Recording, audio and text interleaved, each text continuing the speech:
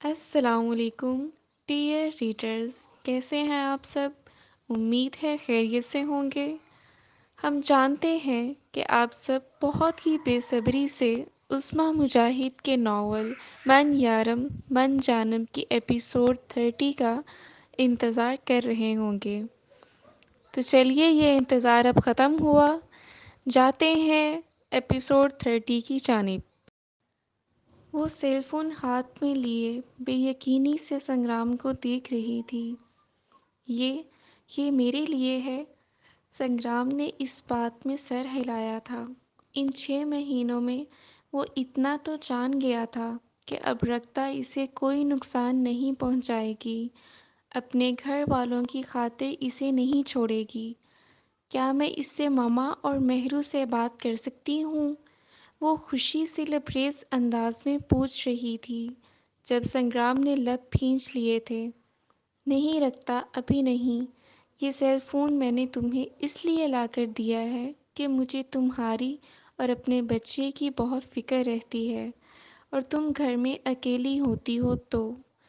سنگرام نے بات ادھوری چھوڑ دی تھی۔ رکھتا نے اپنے آنسو اپنے اندر جذب کر لیے تھے۔ اوکے۔ وہ نہیں جانتی تھی کہ سنگرام کو کون سے خوف لاحق ہیں جو وہ اس پر ابھی بھی اعتبار نہیں کر رہا، پر وہ تو جیسے اپنا سب کچھ اس کی خاطر قربان کیے بیٹھی تھی، اور اب تو اس سے الجھنا ہی چھوڑ دیا تھا۔ سنگرام نے اس کے قریب بیٹھتے اس کے ہاتھ تھام لیے۔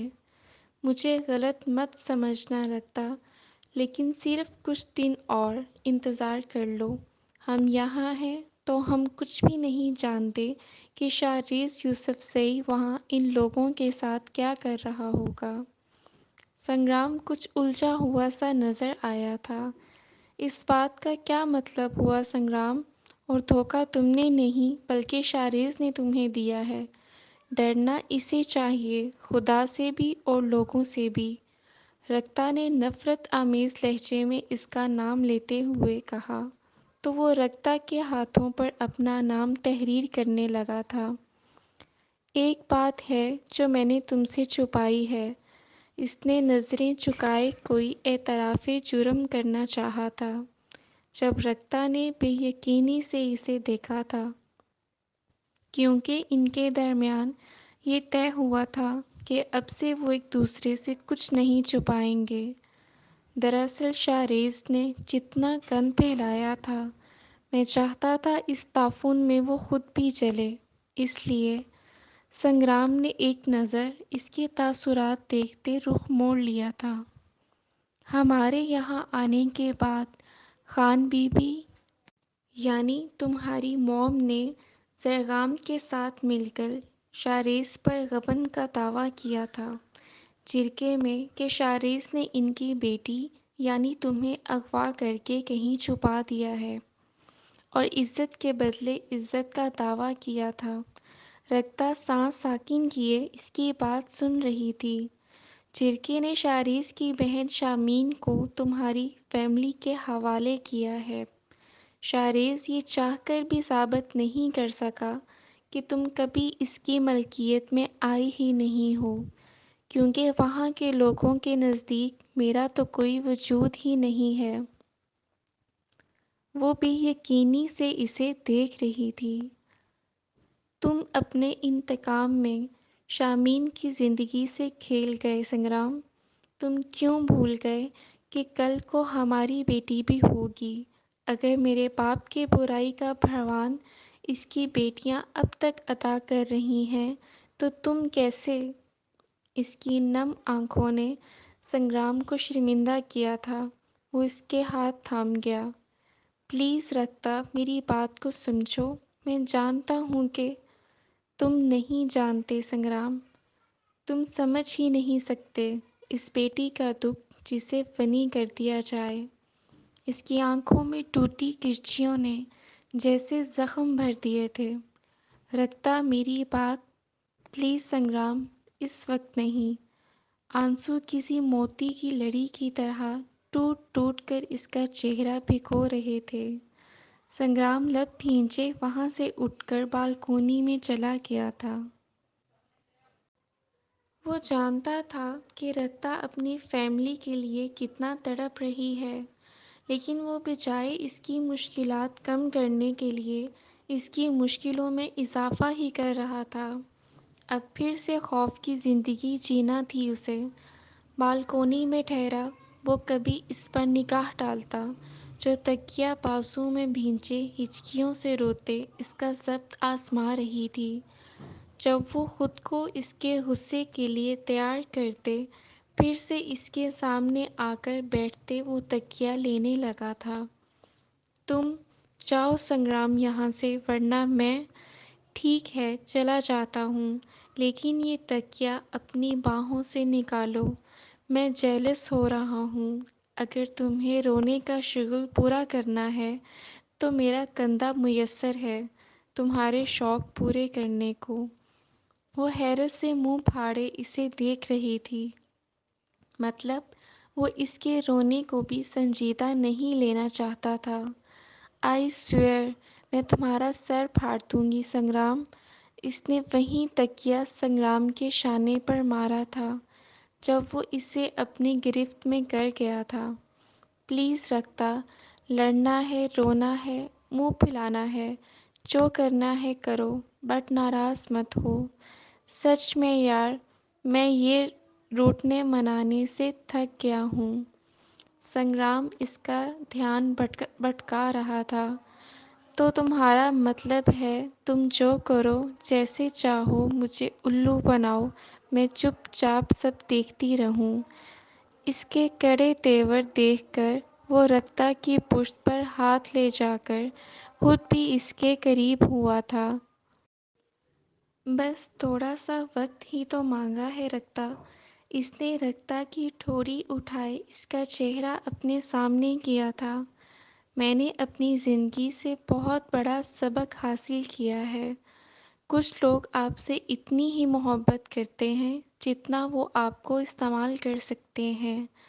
जहाँ इनका मुफाद ख़त्म, इनकी वफादारी और मोहब्बत का ढकोसला भी ख़त्म।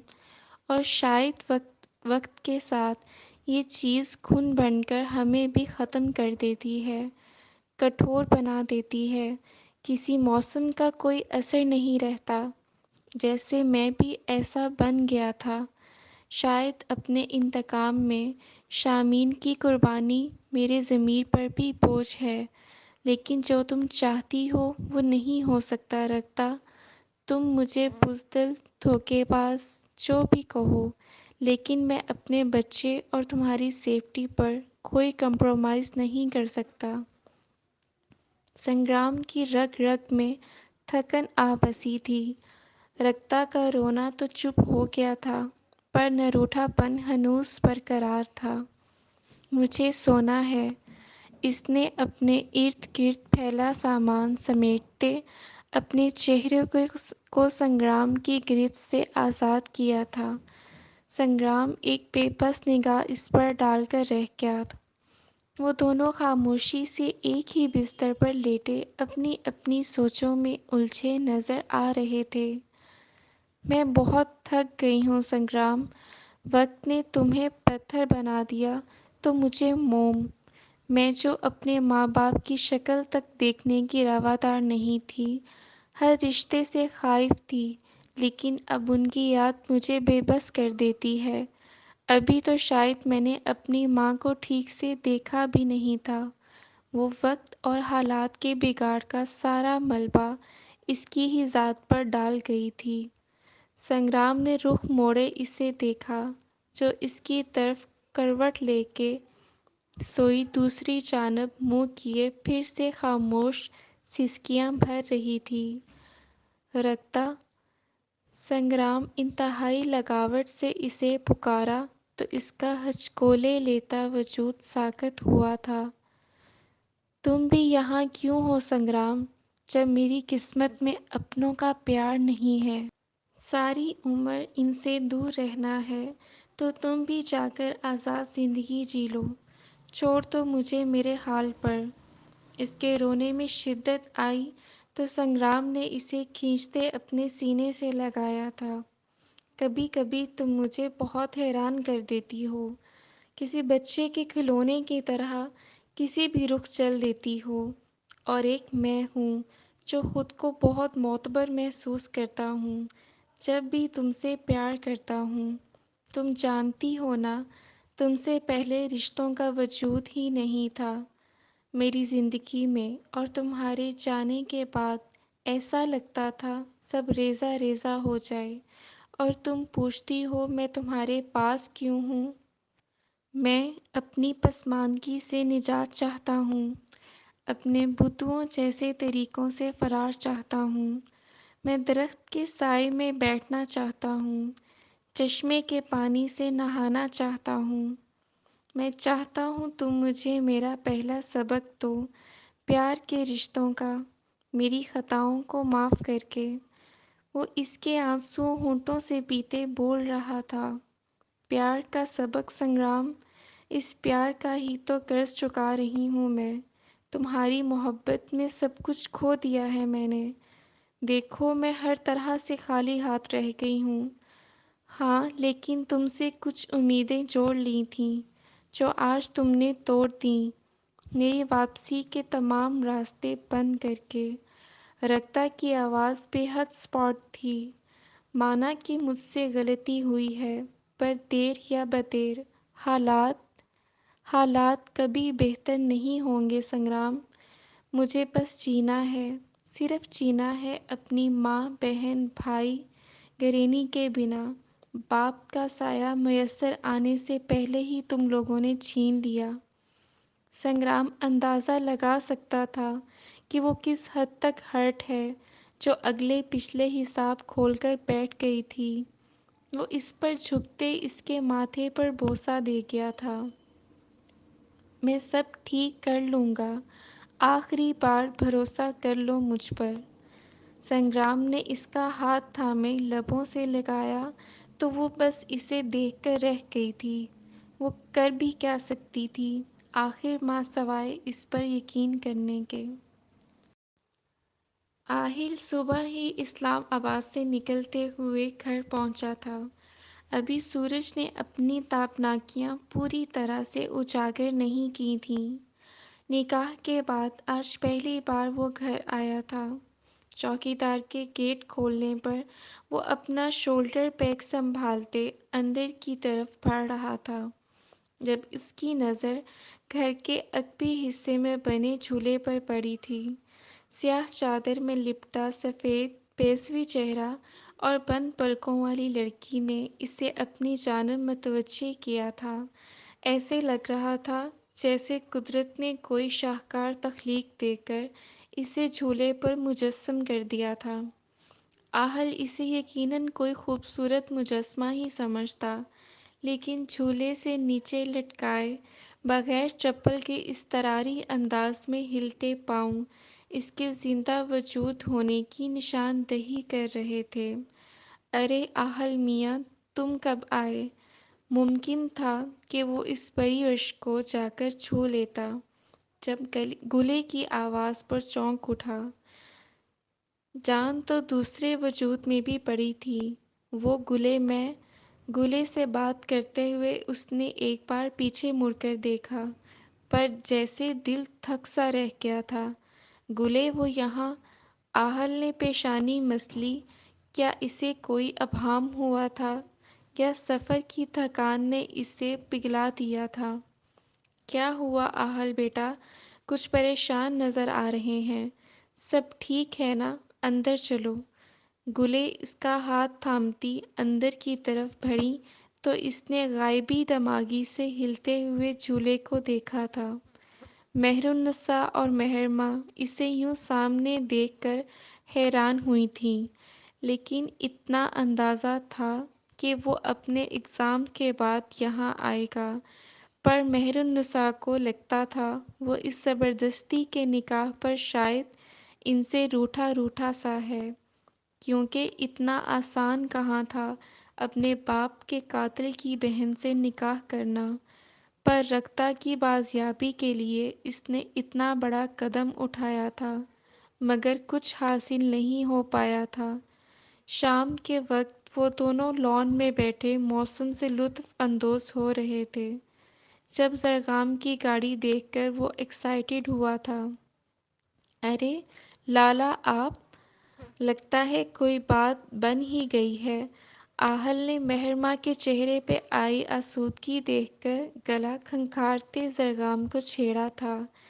اتنے اچھے نصیب کہاں ہمارے، زرگام زیر لب مسکراتے مہرماں کو کن اکھیوں سے دیکھتے ہوئے بولا تھا۔ وہ جو آہل کی بات پر دھیمے سے مسکائی تھی، زرگام کی بات سنتے ماتھے پر کئی بل نمودار ہوئے تھے۔ انتہائی کوئی ناشکرا آدمی ہے، اس نے کڑلاتے ہوئے آہل سے باتیں کرتے زرگام کو دیکھا تھا جب مہر النساء بھی اندر سے نکلتے باہر آئی تھیں۔ کیسی ہیں آپ ماں جی؟ وہ ان کے سر جھکاتے پیار لیتے ہوئے بولا تھا۔ کیسا ہونا چاہیے مجھے زرگام؟ میری آنکھیں اپنی بچی کو دیکھنے کے لیے ترس گئی ہیں۔ دیکھو جن کو گود میں کھلایا، مقدر نے جدائی لکھی تھی، وہ بھی ہر مشکل عبور کر کے میرے پاس ہیں، اور میری بد نصیب بیٹی جانے زندہ بھی ہے یا اس کے باپ کی طرح اسے بھی مار دیا ہے ظالموں نے۔ مہر النساء بکھری سی تھیں۔ پلیز مورے، آپ پھر سے ان باتوں کو دل پر لے رہی ہیں۔ آپ کی طبیعت خراب ہو جائے گی، آپ یہاں بیٹھیں۔ مہرماں ان کا ہاتھ تھامے انہیں کرسی پر بٹھاتے ان کے گھٹنے سے لگ کر بیٹھی تو زرگام بھی ان کے قریب آ بیٹھا تھا۔ اس وقت نہ جانے اسے کیوں لگ رہا تھا، شاید اس کا یہاں آنا مہر النساء کے زخم ادھیڑ گیا ہے۔ تم تو وہاں رہتے ہو زرگام، کوئی ایسی بات کچھ تو ہوگا نا؟ شاریز یوسفزئی کی کوئی قابل گرفت حرکت؟ وہ شدید ڈپریشن کا شکار نظر آ رہی تھیں۔ ماں جی میں نے رکھتا آپی کو بہن کہا ہے، بھلے آپ اس کے لیے ماں کے جذبات رکھتے ہوئے بے چین ہیں، پر وہ اس گاؤں میں نہیں ہے۔ گاؤں کا ممکنہ طور پر ایسا کوئی شاریز کا ٹھکانہ نہیں جہاں میں نے انہیں نہ ڈھونڈا ہو۔ شاریز کے کئی وفاداروں تک کو اعتماد میں لیا، پر سب کچھ سمجھ سے ہی بالاتر ہے۔ زرگام کی مایوسی پر قطرہ قطرہ آنسو گرتے ان کا رخسار بھگو رہے تھے۔ ماں جی آپ حوصلہ نہ کھوئیں، انشاءاللہ آپی جلد ہی ہمیں مل جائیں گی۔ آہل نے ان کی پشت پر آتے ان کے گلے میں بازو ڈالتے ان کی پیشانی چومی تو مہر النساء کے دل سے ہوک سی اٹھی۔ جانے یہ کیسی آزمائش ہے جو کم نہیں ہو رہی تھی۔ مہر النساء کو میڈیسن دے کر سلانے کے بعد وہ اپنے کمرے میں تو زرگام کو دیکھ کر چونکی تھی۔ اسے لگا شاید وہ جا چکا ہے، پر وہ بیڈ گراؤنڈ سے ٹیک لگائے اپنی انگلیوں سے پیشانی مسلتے آنکھیں موندے جیسے کسی تکلیف میں مبتلا تھا۔ یقیناً وہ مہر النساء کی باتوں سے ہرٹ ہوا ہوگا۔ مہرماں نے اس کے پاس جا کر اس کے ماتھے پر اپنی مومی انگلیاں رکھیں تو اس کی پرتپش ماتھے پر جیسے ان ٹھنڈی نرم پوروں نے کوئی جادو بکھیرا تھا۔ مہرو جی مجھے آپ کو کچھ بتانا ہے۔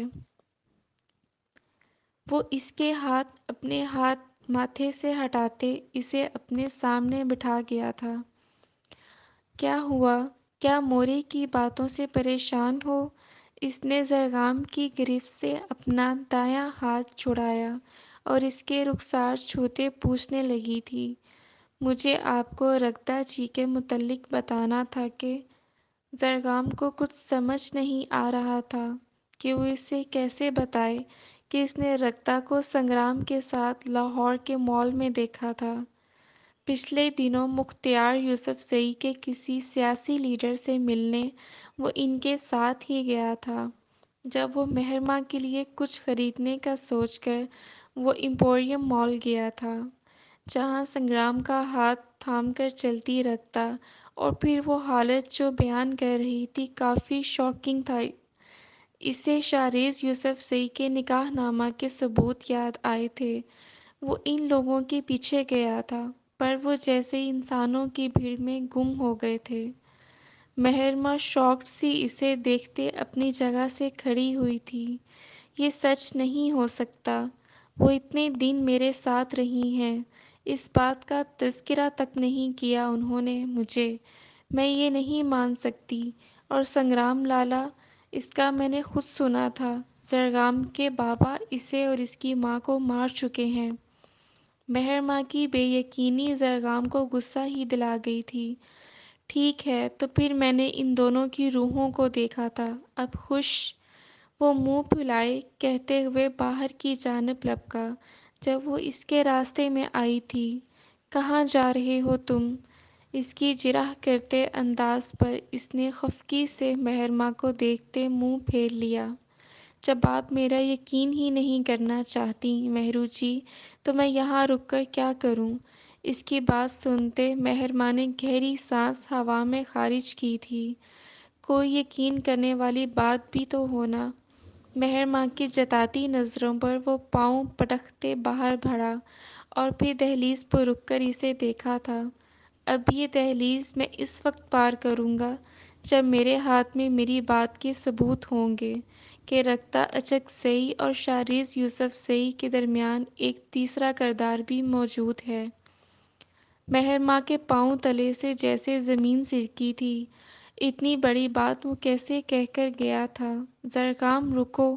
وہ اس کے پیچھے بھاگی، پر وہ بنا اس کی سنے وہاں سے نکلتے دوسرے پورشن میں آیا تھا، جہاں گرینی اور شامین رہ رہی تھیں۔ زرگام لالا، آپ ادھر!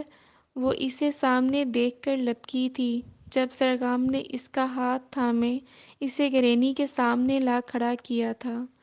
گلے، آپ کو اس پر ترس نہیں آتا جو ایک جھوٹے دعوے پر یہاں مجرموں کی طرح رہ رہی، اس جرم کی سزا کاٹ رہی ہے جو نہ اس کے بھائی نے کیا ہے نہ ہی اس نے۔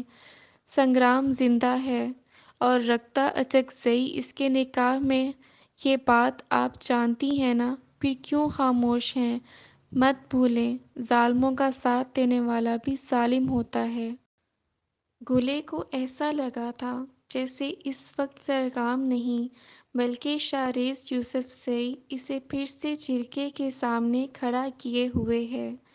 چونکہ رکھتا نے یہاں آ کر بھی جو حالات تھے وہ بھی ان سے ہی شیئر کیے تھے، اس لیے وہ اس مجرمانہ خاموشی کا ارتکاب کیے بیٹھی تھیں۔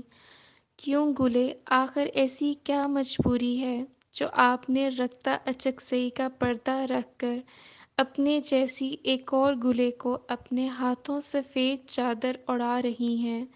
اس لڑکی کی خواہشوں امنگوں کے قاتلوں میں آپ کا نام بھی شامل ہوگا۔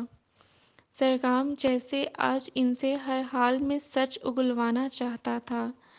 گلے، آپ تو کہتی ہیں آپ کو مجھ میں اپنی بیٹی نظر آتی ہے، تو اپنی بیٹی کی استدعا سن لیں پلیز۔ جو زرگام لالا پوچھ رہے ہیں بتا دیں۔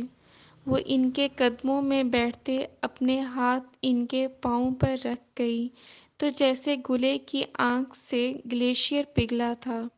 وہ رکھتا اور سنگرام کے ماضی کا ایک ایک پرت ان کے سامنے کھولتی گئیں، جبکہ زرگام شاکڈ تھا کہ ایک شخص کیسے اپنی پہچان بدل کر ان کے درمیان رہا۔ وہ اسے پہچان ہی نہیں پائے تھے، اور یہ سچ تھا کہ صرف سنگرام ہی نہیں، شاریز یوسف زئی بھی اس جرم میں برابر کا شریک تھا۔ وہ ڈھیلی چال چلتے واپس لوٹنے کو مڑا تو دروازے پر برجمان دھواں دھواں چہرہ لیے گرینی کو دیکھتی مہرماں کو دیکھ کر اپنی جگہ پر رک گیا تھا۔ ایسا لگ رہا تھا کہ مہرماں اس دہلیز پر چنوا دی گئی تھی۔